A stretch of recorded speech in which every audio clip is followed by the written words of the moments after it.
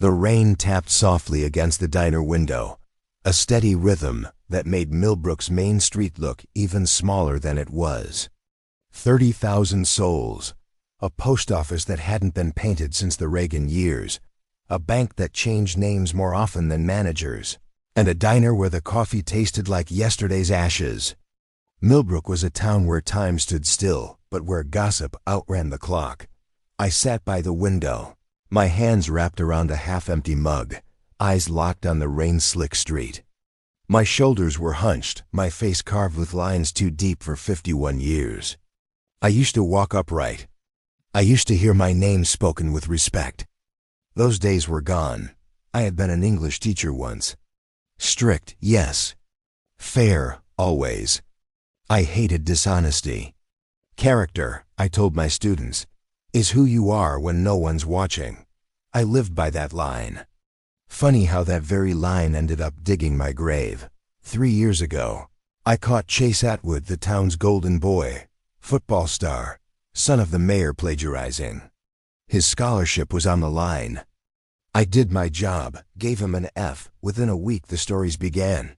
Chase claimed I had threatened him, demanded money to change his grade. Lies, all of it.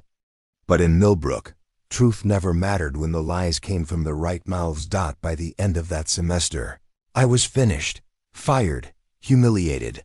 My wife packed her things and left for Vermont. My daughter stopped returning my calls. I was erased from the life I had built, treated like a stain you couldn't scrub out fast enough. Now I survive on odd jobs. Repairs, painting, mowing lawns for people too polite to say no. I eat alone. Sleep alone. Walk the streets like a ghost. At least, that's what they think. Behind my gray eyes something smolders. A slow, rumbling fire. I fed it with silence, with shame, with their looks that cut deeper than knives. And now, that fire has grown. That evening, I stayed longer than usual at the diner. Not for the coffee. Not for the food. I stayed to watch. To feel.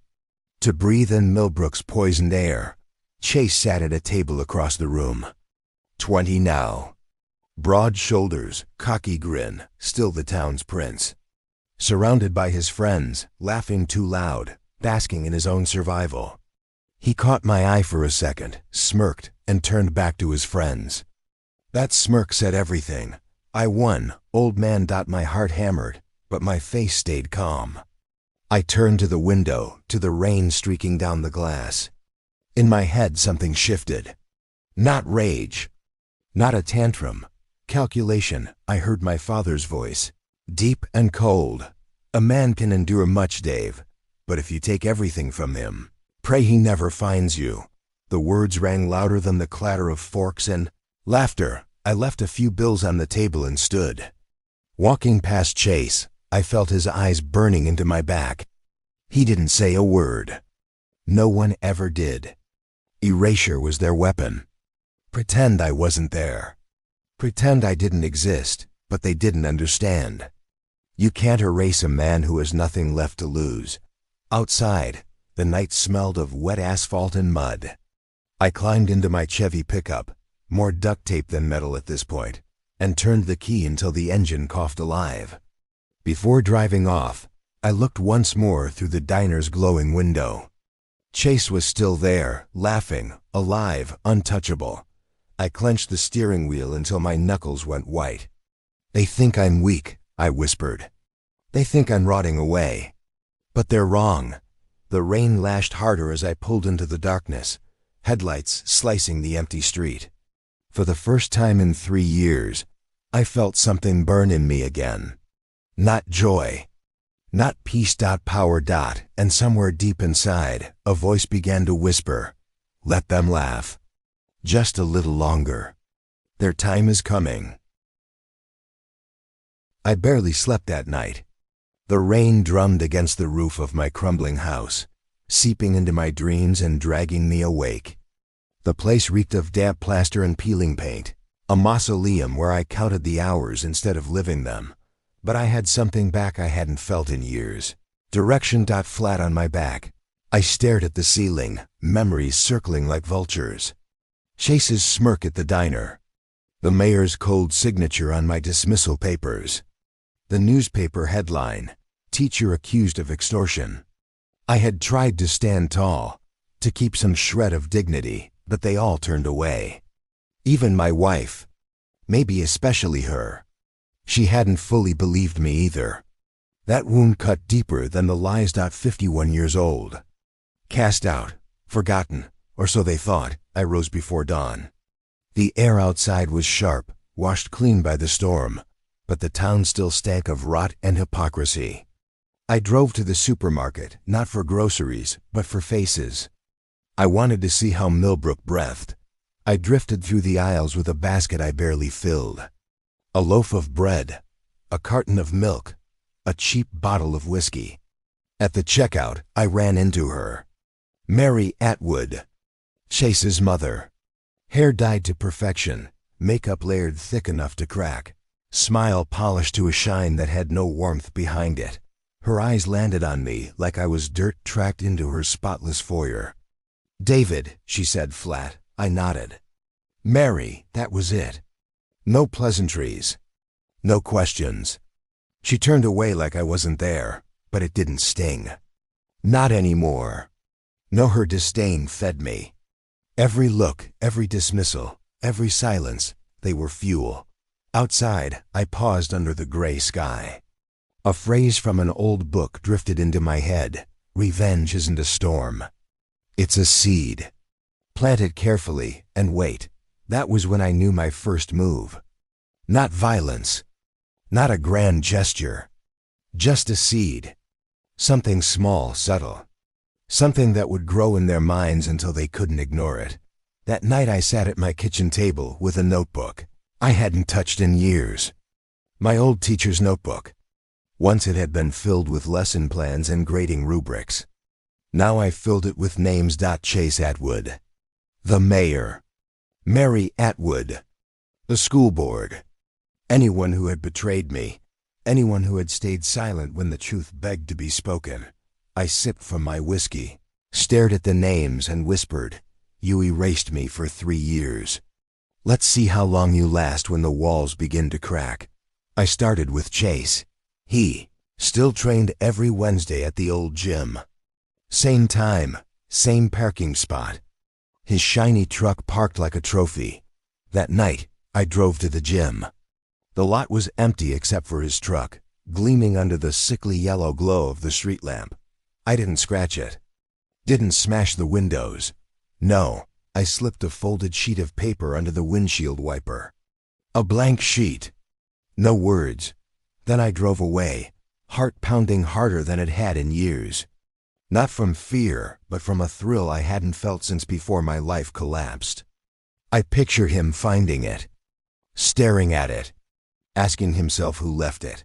Why, that was the seed. Small, but enough. Paranoia is a disease. It begins with a whisper and ends with screams in your own head. In the days that followed, I watched. Chase tried to act normal. Same loud laugh, same swagger with his friends. But I noticed the details. The way his eyes darted to the corners of rooms. The way he parked in different spots now. Like routine had suddenly become dangerous. It was working. And I didn't stop with him. I began shadowing the others. Not close enough to be obvious, but near enough to be felt. The mayor at the library. Mary at the butcher's. I didn't speak. I didn't touch them. I just let my eyes linger too long. Let silence hang too heavy. And my our okay had erased me. Now I made myself unforgettable. I loved that silence in their eyes, the doubt, the question. What is he planning? Patience was my ally. I'd always had it. Wreckage didn't need to be immediate. It needed to be precise. Revenge is a machine, and every gear must lock in place before it turns. That night, back at my house, I traced the names in my notebook like a map. My hand hovered over Chase's name, then over his mother's. Slowly, deliberately. I underlined them. "You thought I was broken," I whispered. "But I'm awake. And you have no idea. For the first time in years, I fell asleep smiling. I thought it would take longer, thought their hearts would be tougher, their silence thicker. But Millbrook was more fragile than I'd imagined. Everyone here lived on the edge of something. Pride, shame, guilt. It didn't take much to make them flinch. The first crack appeared in the mayor's eyes. I crouched outside the town hall one afternoon, pretending to tie my shoe, and watched him walk out. His suit was wrinkled, his tie crooked. He glanced over his shoulder as though the world were following him. His hand trembled when he pulled his car door open. That wasn't the look of a leader. That was the look of a man who no longer believed in his own authority. The second crack showed in Mary Atwood. I stood in the same supermarket where she once dismissed me like dirt under her heel. This time she walked in with smudged makeup, hair poorly brushed, eyes hollow. She dropped a box of cereal. It split open, spilling across the floor. Normally she'd cover such a moment with a frozen smile, ordering someone else to clean it up. Not now. She crouched down, fumbling, hands shaking, her eyes red from sleepless nights. Her friends pretended not to notice. They looked away, as if her weakness were contagious. And the third crack, the sweetest, was Chase. Still cocky, still loud, still trying to wear the mask of invincibility. But I saw it. The slight pause mid-sentence. The flicker of his eyes toward the door. The clench of his jaw when someone brushed too close. He laughed, yes, but his laugh was brittle. I didn't need proof. I could see it in the air around them. My work was taking root. I decided to press harder. No threats. No violence. Just suggestion. Suggestion was always stronger than force. That night I crept into the old gym. The place breathed with echoes, my footsteps bouncing down halls I once patrolled as a teacher. The air smelled of sweat and dust. I picked up a stub of chalk from a forgotten box and scrawled 3 words in the locker room where Chase always left his things. I see you. Not big, not dramatic. Just small, in the corner of the whiteboard. Something he'd discover when the silence was thick enough. I left without hurry, without guilt. A surgeon making an incision, not a butcher swinging an axe. The next day, at the gas station, I heard his voice. Chase. He was with his friends. Phone clutched tight in his hand, his voice pitched higher than usual. I'm telling you, someone's watching me. It was written in the locker room. His friends laughed it off. Come on, man. Probably a prank, but I heard it in his tone. He didn't believe them. He knew it wasn't a prank. He knew it was personal. I pumped my gas slowly, listening, smiling. That night I dreamed of my old classrooms. My students sat in rows, eyes wide, hanging on my words. I wasn't teaching literature anymore, I was teaching fear. And they listened better now than they ever did. The town itself began to shift. The atmosphere thickened. Police cars circled more often, but without purpose. Like hunting dogs without a scent. At the bakery, I overheard whispers. They say someone's leaving notes. Who? The Atwoods. Maybe the mayor too. Do you think it's David? A pause. Then, no, he wouldn't dare. I almost laughed out loud. They thought I wasn't capable. That was their biggest mistake. I wanted more than fear. I wanted their memories to turn against them. Memories are sharper than knives. The mayor's affair everyone knew, but no one spoke of it. A ghost buried under the town's polite smiles. I wrote her name on a slip of paper and slid it onto his desk among the official documents. Just the name. Nothing else. I could see it. His eyes freezing, his chest tightening, his mind racing. Who knows? Who saw? And somewhere, inevitably, he'd think of me. The weeks passed, and the shifts grew louder. Chase altered his training schedule. The mayor canceled speeches, citing ill health. Mary started skipping her beauty appointments, staying home instead. I didn't need to touch them. Didn't need to shout. My silence was enough. Millbrook had forgotten me. Now they couldn't forget me if they tried. That night in my house, I opened my notebook and ran a finger over the names. The paper felt alive under my hand. I wasn't angry, not even triumphant. I was calm, methodical. "You wanted me erased," I whispered. "Instead, I've carved myself into your bones." And I slept, not peacefully, but with purpose.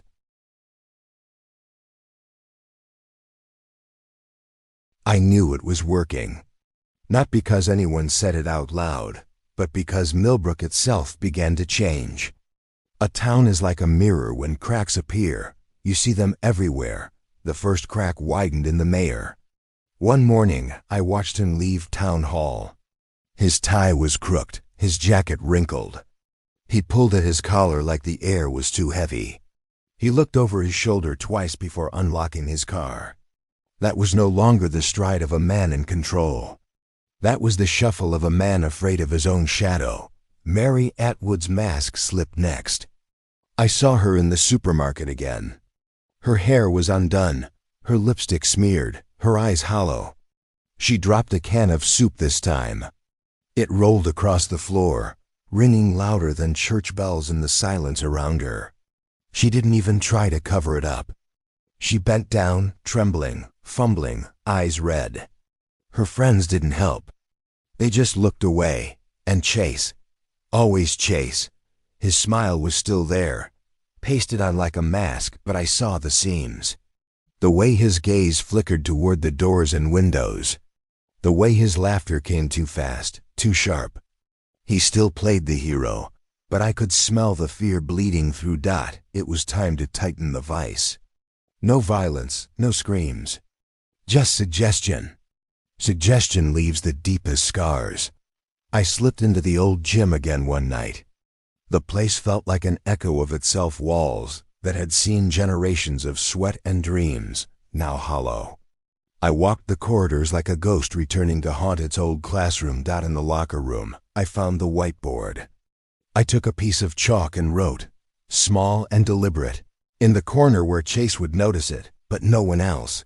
"I see you." Just 3 words. Enough to live in his head forever. The next day I heard him at the gas station. His voice cracked, pitched higher than usual. "I'm serious." It was written right there. "Someone's watching me." His friends laughed, told him it was a prank. But I heard it, the strain in his voice, the disbelief in his own excuse. He knew it wasn't a prank. He knew it was me. I fueled my truck slowly, let the smile grow on my face. I didn't dream of revenge that night. I dreamed of classrooms. Rows of students, notebooks open, eyes wide. Only this time I wasn't teaching literature. I was teaching fear. And they were listening better than they ever had. The town itself began to buckle. The streets felt different. People locked their doors earlier. Curtains twitched when I walked past. Even the police circled more often, lights flashing, but without direction. They knew something was happening. They just didn't know where to look. At the bakery, 2 women whispered while I stood behind them. "They say notes are showing up." "Where?" "The Atwoods. Maybe the mayor too." "Do you think it's Keller?" A pause then. "No, he'd never dare. If only they knew." I wanted more than their fear. I wanted their memories to betray them. Memories cut sharper than knives. I remembered the mayor's old affair, the town's worst-kept secret, buried under a polite silence.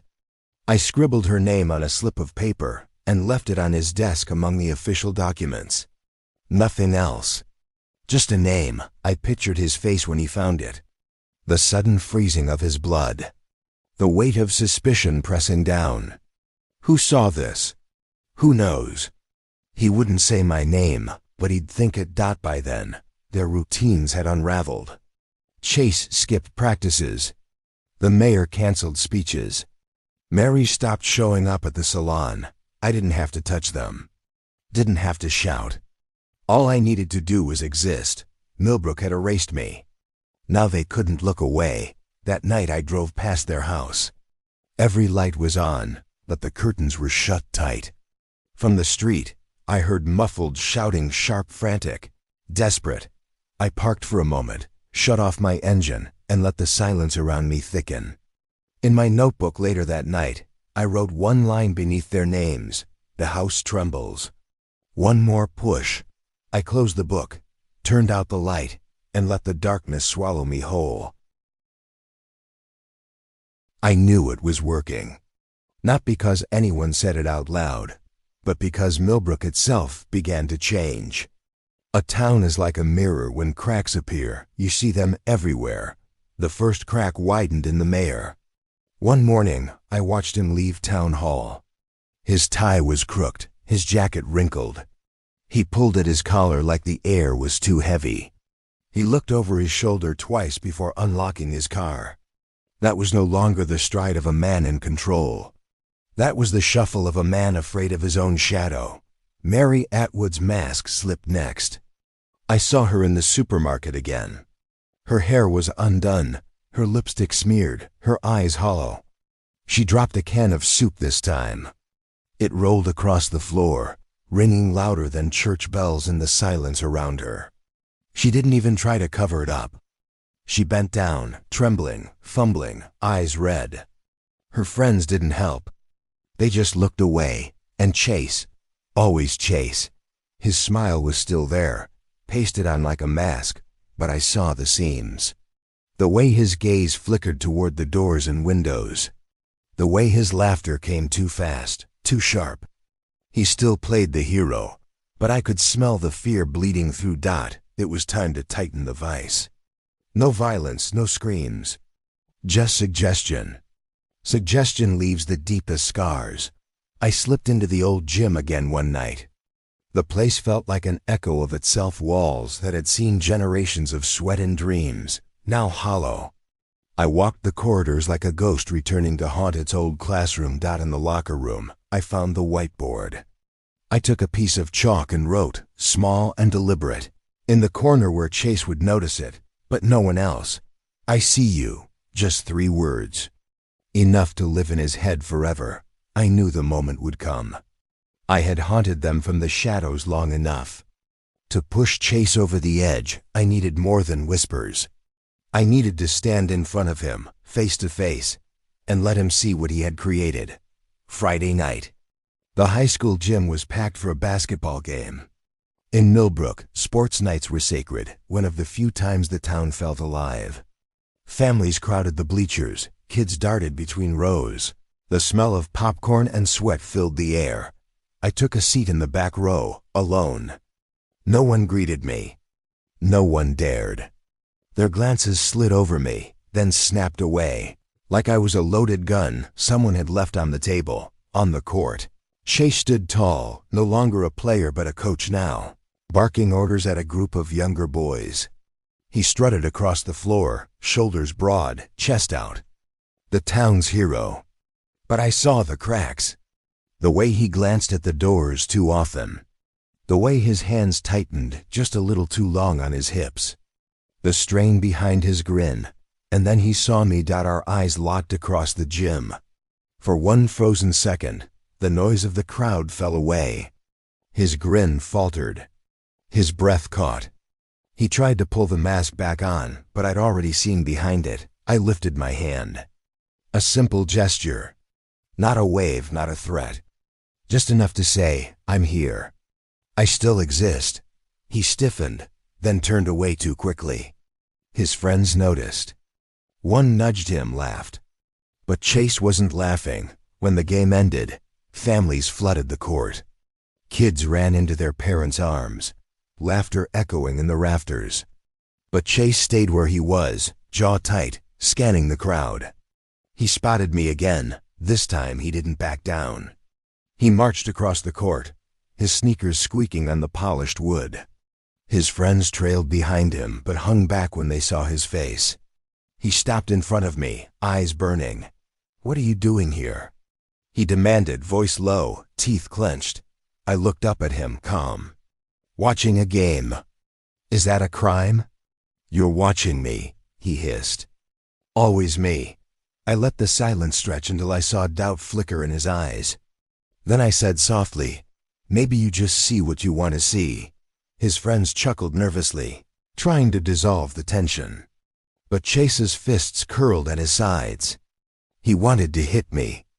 I could see it in the twitch of his jaw, the tightness of his shoulders. But he didn't, because deep down he knew. A man with nothing to lose is the most dangerous man alive. Slowly, I stood. We were eye to eye now, close enough to feel each other's breath. He reeked of sweat and adrenaline. I smelled of rain and coffee gone cold. "Careful, Chase," I whispered. "Wouldn't want people thinking you're afraid." His eyes narrowed. He swallowed hard. Then he stepped back, not far, but far enough. And I knew. The mask had cracked. I walked out of the gym without hurry, without looking back. Outside, the air smelled of wet grass and smoke from a nearby barbecue. I climbed into my truck, started the engine, and glanced in the rearview mirror. Chase stood in the doorway, framed by the gym's yellow lights, alone, watching me. I drove off into the night, his silhouette shrinking behind me. But I could still feel his eyes. That night, lying in bed, my pulse still raced. Not from fear, from clarity. For the first time, I wasn't just a shadow in their minds. I was flesh and blood, real. At my table, I opened my notebook and wrote beneath his name, "The mask is broken." I closed the book, blew out the candle, and let the darkness surround me. This wasn't victory. This was the beginning. After that night in the gym, I knew Chase wouldn't keep his fear to himself. He'd take it home, track it across the carpet like mud on his shoes. And mud spreads quickly in a house that's already cracked. I drove past their place that evening. Every window glowed, lights burning in every room as if brightness could keep the dark away. But light doesn't banish fear. It just makes the shadows sharper. From my truck, I could see them inside. The mayor slumped on the couch, his face buried in his hands. Mary pacing the living room like a caged animal, lips moving in frantic whispers. Chase gesturing wildly, his voice sharp even through the glass. I couldn't hear the words, but I didn't need to. I saw the lines of an argument, jagged and raw. The house of cards was trembling. All it needed was a breath. The next morning, I walked into town hall as if I belonged there. Staff stared at me but said nothing. I strolled down the hallway until I found his office, the mayor's office. The door was half open. He looked up from behind his desk, startled, then quickly tried to compose himself. "David," he said tightly, "what do you want?" I let my gaze drift across the room. Family portraits on the wall. A framed picture of him and Chase on the football field. The perfect image of power. I pointed at it. "Nice picture, you look happy." He straightened in his chair, forcing authority back into his spine. "If you came here to intimidate me," I cut him off, calm, steady. "Intimidation is for men with something to prove. I've already lost everything. That makes me different." I let the silence stretch, heavy as a storm cloud, then turned and walked out. Behind me, I heard the clatter of his pen dropping to the floor. His hands were shaking. That night, I wrote a new word in my notebook. Not just Chase or Mary anymore. I wrote, the family, because their strength wasn't in themselves. It was in the illusion that they stood together. Break that bond, and they'd collapse faster than any one of them alone. I started small. I slipped an anonymous envelope into their mailbox. Inside, a single note. "He's lying to you. No names. No context. Just the seed of suspicion." I didn't need to tell them who the he was. Families already know where the lies hide. It didn't take long to see the effect. At the gas station, I spotted Chase and Mary arguing beside their car. Her arms crossed tight, his hands flailing. Their voices carried over the pumps. "Not my fault. You never tell me everything. You think I'm stupid?" Her words cut sharper than his fists ever could. And the mayor? He was worse off. He stopped showing up to events, canceled speeches, claimed sickness. His blinds were always drawn. I knew the note had struck him deepest. He had the most to lose. His whole career was built on the illusion of control. I wasn't cruel for cruelty's sake. It wasn't joy I felt. It was balance. For the first time in years, I could breathe. I could see them tasting the same unease they had poured down my throat. So I pushed further. Not threats. Just reminders, mirrors. I found an old newspaper clipping, the one that had destroyed me. Teacher accused of extortion. My name blackened, my face smeared across the town. I made a copy, slid it into an envelope, and tossed it into their yard. No message. Just memory. Because memories cut deeper than blades. 2 days later, I saw Mary in church. She sat near the front, hands clenched, eyes squeezed shut. Not out of devotion. Out of desperation. I sat 3 pews back, silent. When she turned and saw me, she gasped, nearly stumbled. Her eyes widened, her breath caught. She hurried out without finishing the prayer. I didn't chase her. I didn't need to. The message was clear. I was everywhere. Even in her sanctuary. That night, I drove by their house again. All the lights blazed, but the curtains were drawn. From the street, I heard shouting sharp, frantic voices muffled by walls too thin to contain them. I parked for a moment, let the sound wash over me, then opened my notebook and wrote, "The house shakes." One more push. I closed the book, started the engine, and disappeared into the night. The town slept. But inside the Atwoods' home, the storm was already raging. It started small. A whisper here, a glance there. But in a town like Millbrook, rumors grow faster than weeds. Before long, they choke every yard. I didn't have to move anymore. I didn't have to leave notes or make gestures. All I had to do was watch the harvest of what I'd already sown. At the supermarket, I overheard 2 women whispering. He was just standing outside my window in the middle of the night. Who? David Keller. I smiled to myself. I hadn't been near her house that night. But it didn't matter. The image of me outside her window was enough. The town had built me into something larger than life. Not just a man, but a shadow. A reminder of everything they'd buried. The church pews began to empty. The pastor preached about trust, but his voice shook. He glanced at me when he said, "We must not let fear divide us." I smiled at him. He looked away. Even the children, too young to understand, whispered my name in their games. I passed the playground one afternoon and heard it. "If you lie, Keller will get you." They giggled, but their eyes were wide.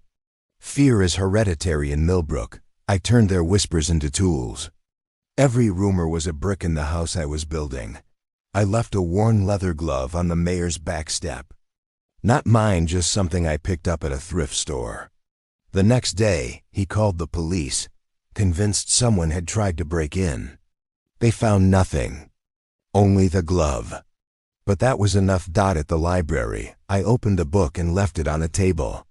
On the page, a line underlined in ink. "The guilty never sleep well."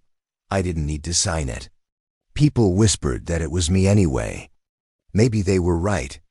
Maybe not. Millbrook began to breathe like a sick lung, labored, uneven. You could smell the fear in the air, like ozone before a storm. I walked down Main Street, and heads turned. Some people ducked into shops. Others held their gaze too long, defiant, pretending they weren't afraid. No one smiled.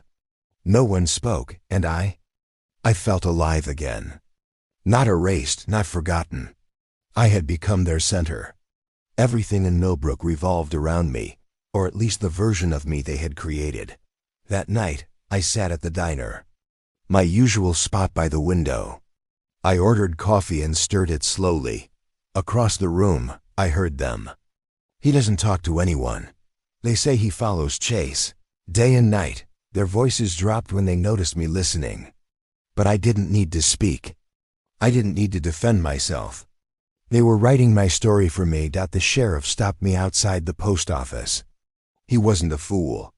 He'd known me his whole life. "David," he said carefully, "people are talking. Tell me it isn't true. I looked him straight in the eye. What is truth, Sheriff? What they say or what they feel? His jaw tightened. He looked away. He didn't ask again. He knew I was right. In Millbrook, feelings always outweighed facts. It was becoming art. Every silence, every glance, every tiny gesture painted a stroke on the canvas. I didn't need to push harder. They were pushing themselves, but I knew myself too well. Waiting too long makes a man soft. Enjoying the fear too much makes him reckless. Balance was everything. So I went back to my list. Chase, Mary, the mayor. I circled Mary's name. She was the weakest link. Her eyes already hollow, her shoulders sagging under the weight of secrets. And that night, I set something in motion. I drove past their house in the middle of the night, stopped for a moment, and laid on the horn. Just once, sharp, loud, every light flicked on. Shadows darted across the windows. I saw Mary in the doorway, hand over her mouth, frozen with terror. I drove away slowly, letting the silence reclaim the street. Back home, I opened my notebook and wrote one line. Millbrook whispers. Soon it will scream. By then, they were already unraveling. I'd planted enough seeds to keep them awake at night. But whispers and shadows weren't enough anymore. I needed something bigger.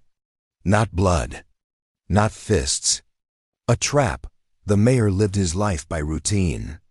Morning meetings, afternoon paperwork, speeches in the evening. His reputation was his armor. So I decided to crack it. Not with violence, but with exposure. For weeks, I studied his patterns. Which assistants handled his emails? Which clerks filed his papers? Who was careless, who rushed? Every fortress has a weak gate, and his was wide open. Late one night I slipped into town hall. The back door latch hadn't been fixed properly. One push, and I was inside. The building smelled like dust and disinfectant, empty but restless. In his office, I found what I needed. Drawers of old reports, photos, and notes. I didn't take them, I copied them. A few documents out of context. An unsigned letter that hinted at favors, and best of all, a photograph. The mayor at a wedding years ago. His arm around a woman who wasn't his wife. Nothing criminal. Nothing conclusive. But enough to ignite suspicion. The next morning, anonymous emails went out to 2 local reporters and a county gossip blogger. I didn't accuse. I asked, "Have you seen this? Is it true?" I attached the photo. A scanned memo. Just enough to sting. MILLB, our oak up to static in the air. People clustered at the diner radio, whispered in the church pews. The mayor called in sick. Chase looked stricken, his confidence curdled. Mary clutched her purse like it might shield her from the storm. And then came the town meeting. Council chamber was packed, faces pale, eyes hungry. The mayor stepped up to the podium, sweat beading on his forehead. He tried to speak. His voice cracked. Reporters raised the photo. Someone shouted a question. The room erupted in whispers and jeers. I sat in the back, silent, my hands folded. No one looked at me. They didn't need to. My presence was in every corner. Mary's face crumpled in tears. Chase stormed out, his mask shattering. And the mayor? He stared out at the crowd, at the noise, and then his eyes found mine.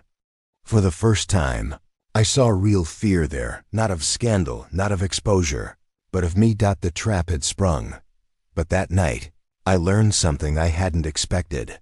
When I climbed into my truck, there was a note under the wiper, folded. My heart stuttered as I opened it. Inside was a photograph. My notebook. My list. My handwriting. Beneath it, one line in bold black ink. We're not so different. The blood in my veins turned to ice. Someone had been in my house. Someone had touched my private world. I wasn't the only player anymore. I drove to the edge of town. Headlights off, the night pressing in on me. I could feel the walls closing. For years, I had been the shadow in Millbrook.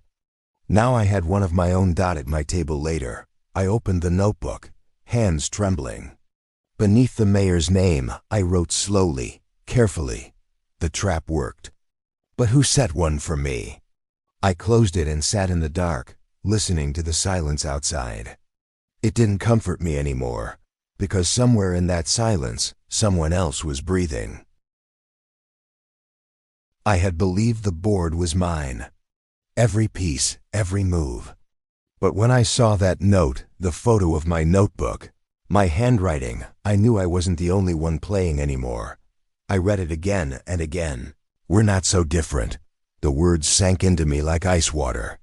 Whoever it was, they weren't threatening me. They were mirroring me, mocking me. The days that followed were different. My old paranoia now had teeth. The stares I felt weren't just the town's anymore. Someone was watching with precision, with purpose. At the grocery store, I found an empty envelope in my basket, blank, exactly like the one I'd left for Chase. At the park, I saw a footprint in the dirt near my truck, larger than mine, pressed deep, deliberate, like the glove I had once left for the mayor. In my mailbox, a sheet of paper with a single word, scrawled in black marker. Keller. No more, no less. It wasn't the Atwoods. Not Chase, not Mary. They weren't subtle. They were too brittle, too desperate. This was different, clean, cold, someone who understood the value of suggestion. But who? I scanned every face in town again, not for guilt, but for reflection. Who could take my methods and turn them back at me? For a time I suspected the sheriff. He had the patience, the access, the knowledge of human weakness. But he still believed in law. He would have confronted me, not toyed with me. Then I thought of my past. Students, colleagues, 100 small slights I'd forgotten. Was one of them watching me now? I didn't know. And the not knowing ate at me. That night, I set a trap of my own. I left my front door slightly ajar. On the table inside, my notebook lay open to a blank page. On it, I had written one word in heavy ink, you. Then I turned off every light and sat in the dark at the back of the house, waiting. Hours passed. The wind howled through the cracks. The floor creaked with the weight of its own age. My heart kept time with the silence, but no one came, or maybe they did. Because when I stepped outside at dawn, there was another note under my wiper. The same black marker, we're not so different. That night I dreamed of mirrors. My face staring back at me, older, younger, twisted in unfamiliar ways. Sometimes the reflection spoke with my voice. Sometimes with words I had never said. I woke drenched in sweat, unsure if I was alone in my own skin anymore. The town changed too. The whispers had grown louder since the mayor's disgrace. But now there was another flavor to them. Doubt, division. At the diner, I heard it. Maybe it isn't Keller. Then who? Maybe someone we don't see. Their eyes slid toward me, then quickly away. I didn't correct them. Let them wonder. But inside I wondered too. I wrote in my notebook that night, if I can't recognize the mirror, it will break me. For years I had been the one whispering, watching, moving unseen. Now I was being watched. My own tactics fed back into me that I had wanted to be unforgettable. Now I wasn't sure if I was even myself anymore, and the voice in the dark kept whispering, we're not so different. The air in Millbrook had grown heavy, thick enough to choke on. Streets that once bustled with chatter now carried only silence and suspicion. The town was holding its breath, waiting for something to break. I knew where it would happen. Not in the mayor's office, not in church. It had to be the gym. That's where it began, the smirk that ruined me. It was only fitting that it ended there. I arrived first. The gym was empty, lights flickering overhead, the floor smelling of sweat and varnish. My footsteps echoed like a drumbeat. In my hand, my notebook lay open. I didn't bother to hide it anymore. The door creaked behind me. Chase. His face was pale, eyes ringed with sleepless nights. Mary followed, hesitant, her hands trembling at her sides. The mayor didn't come. Maybe he was too broken. Maybe he already knew it was over. "This ends tonight," Chase said, voice rough, jaw clenched. I studied him. "Nothing ends tonight, Chase. It only begins. You destroyed us," he snapped. "You're sick," I smiled. "No, son. You destroyed me first. You lied, you laughed. You burned my life down, and you think you get to walk free?" Mary stepped forward, voice shaking. "Stop this, David. Even if you ruin us, you won't get your life back." Her words were knives, sharp, but her eyes pleaded.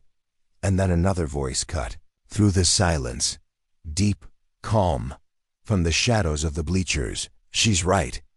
Even if you win, you lose." I froze. The mirrored dot from the shadows stepped a man I recognized only faintly. Tyler Jones, one of my former students, quiet, forgettable. "Until now." "You," I whispered. He nodded. "You taught me something, Keller. Fear is power. But you forgot the lesson. It eats you too." Chase turned, confused. "What the hell does he have to do with this?" Tyler laughed softly. "Everything." He lit the fire. "I'm just feeding it." My pulse hammered.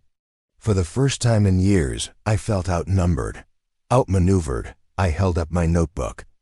"This is mine. My story, my justice. Not yours." Tyler stepped closer, smiling coldly. In his hand, he held another notebook. My handwriting, perfectly forged. Pages filled with words I had never written, but could have. "Whose story, David?" he said. "Yours, mine? Do you think the town cares? They'll believe the one who tells it best." My throat went dry. That was his trap. Not to kill me. To steal me. To erase me with my own tools. Chase lunged a step closer, fists tight. "I'm done with this." I locked eyes with him. "No, Chase, you'll never be done. You're the reason this all exists. Without your lie, none of this would have happened. You made me." His breath caught. For a flicker of a second, the mask slipped and I saw the truth. Not a hero, not a prince. Just a frightened boy. Mary yanked him back. Her eyes were wide, her body trembling. "We're leaving," she whispered. Tyler's gaze stayed on me. "What now, Keller?" he asked softly. "Do you fight me? Or do you let yourself fade? Either way, the story isn't yours anymore." And then he turned, walking back into the shadows, leaving me with the Atwoods and my silence. The gym seemed to collapse around me. The bleachers groaned, the lights flickered, the echo of Tyler's words still vibrating in my chest. Mary and Chase stood frozen, staring at me like I was a monster, and maybe I was. I closed the notebook slowly. My hands no longer shook. "This isn't over," I whispered. But even as I said it, I knew. The game wasn't mine alone anymore. I walked out of the gym into the cold night air. The town slept, but I could feel its restless heartbeat. And somewhere, in the silence, another heartbeat matched mine. The mirror hadn't shattered. It had only begun to reflect. 7 months have passed. On the surface, Millbrook looks the same. Same streets, same church bells, same diner coffee that tastes like burnt water. But nothing is the same. The mayor resigned. Officially for health reasons, though everyone knows his name had grown too heavy to carry. Mary Atwood hardly leaves the house anymore. When she does, she moves like a shadow, smaller than the woman who once sneered at me. And Chase, poor Chase. He still walks with his shoulders squared, still forces that laugh, but his eyes betray him. He drinks too much, drifts from bar to bar. His friends, once loyal, now keep their distance. Heroes don't stay heroes when the mask splits open. They're alive. They breathe. But they are broken. That much I know. And for a time, that was enough. Or maybe not. Millbrook itself has changed. Curtains close earlier. Doors lock tighter. Conversations stop when I walk by. Not just out of hate, out of uncertainty. Some whisper the first punished the town. Others say I simply revealed what was always there. They can't decide what I am. And some days I can't either, because the mirror is still here. Tyler Jones, my student. My shadow, my reflection. He hasn't vanished. He lingers. His handprints are everywhere, anonymous notes, small pranks, whispers that sound too much like mine. Sometimes I wonder if the town even sees me anymore, or only him. Sometimes I wonder if there's even a difference that my house hasn't changed. Cracked walls, damp floors. My notebook still lies beside my bed, though I open it less often now. What's the point when I know Tyler already writes his own version of my words? Maybe he writes them before I do. At night, I hear footsteps outside. Sometimes faint, sometimes bold. Wind, maybe. Or him. I don't chase it. I don't call out. Because I know he's out there, breathing, watching, waiting. We don't greet each other. We don't need to. Our silence says enough. People say revenge frees you. That once the scales balance, you can move on. But that's a lie. Revenge doesn't free, it consumes. It doesn't give you back what you lost. It only fills you with ashes. I destroyed them. But I destroyed myself. Or maybe I simply revealed who I truly was all along. Yesterday, I walked past the playground. Children were playing hide and seek. I heard them laugh, then one shouted, "Careful! If you lie, Keller will get you." The others screamed and ran, giggling. My name is a game now. A warning. An echo. I didn't know whether to laugh or cry. Life goes on in Millbrook. The bakery opens at dawn. The church bells toll. The school doors swing wide. But under the surface, nothing is untouched. The town carries a scar, and I walk through it every day. The scar itself, sometimes I think about leaving. Driving until the road runs out, starting fresh where no one knows my name. But I know the truth. I'd carry myself with me, and Tyler would follow. He is my echo, and echoes travel far. Maybe that's my punishment.